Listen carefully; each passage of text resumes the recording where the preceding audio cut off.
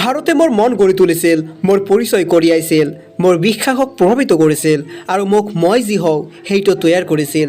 ভাৰত মোৰ বাবে গুৰুত্বপূৰ্ণ আৰু মই ভাৰতৰ বাবে গুৰুত্বপূৰ্ণ হ'ব বিচাৰোঁ। আনকি মই ৰাষ্ট্ৰৰ সেৱাত মৃত্যুবৰণ কৰিলেও মই ইয়াৰ বাবে গৌৰৱান্বিত হ'ম। মোৰ তেজৰ প্ৰতিটো টোপাল এই ৰাষ্ট্ৰৰ বিকাশত অৰিহণা যোগাব আৰু ইয়াক শক্তিশালী আৰু গতিশীল কৰি তুলিব। মোক তেজ দিয়ক, মই তোমাক স্বাধীনতা দিম।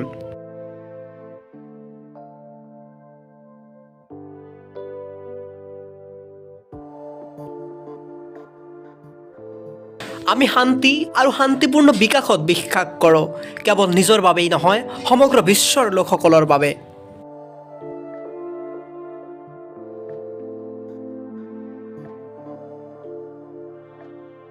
আইনৰ পবিত্ৰতা কেৱল তেতিয়ালৈকে বজাই ৰাখিব পাৰি যেতিয়ালৈকে ই জনসাধাৰণৰ ইচ্ছাৰ প্ৰকাশ হয়।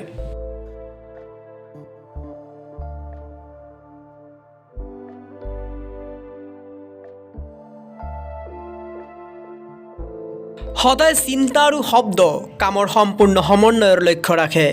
সদায় লক্ষ্য ৰাখিব আপোনাৰ চিন্তাধাৰা শুদ্ধ কৰা আৰু সকলো ঠিক হৈ যাব।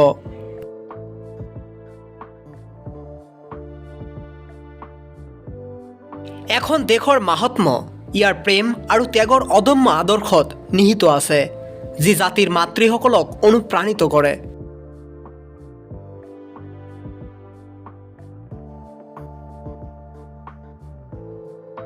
আলোচনাৰ দ্বাৰা ইতিহাসৰ কোনো প্ৰকৃত পৰিৱৰ্তন কেতিয়াও প্ৰাপ্ত হোৱা নাই।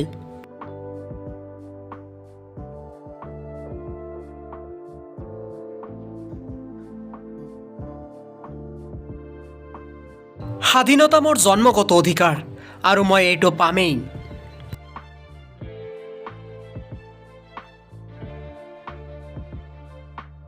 মই নিবিচাৰোঁ যে ভাৰতীয় হিচাপে আমাৰ আনুগত্য যিকোনো প্ৰতিযোগিতামূলক আনুগত্যৰ দ্বাৰা সামান্যতম প্ৰভাৱিত হ'ব লাগে। সেয়া আমাৰ ধৰ্মৰ পৰা, আমাৰ সংস্কৃতিৰ পৰা বা আমাৰ ভাষাৰ বাহিৰত হওক। বন্ধুসকল, এয়া আছিলে প্ৰজাতন্ত্ৰ দিৱস উপলক্ষে আপোনালোকৰ বাবে যুগুতোৱা 10খন স্বাধীনতা সংগ্ৰামীৰ অনুপ্ৰেৰণাদায়ক উক্তি। ভিডিঅ'টো ভাল লাগিলে লাইক কৰক আৰু এনেকুৱাই মটিভেশ্যনেল ভিডিঅ' পাবলৈ আমাৰ চেনেলটো এতিয়া ছাবস্ক্ৰাইব কৰক আৰু কাষত থকা বেল আইকনটো প্ৰেছ কৰি দিয়ক। ধন্যবাদ।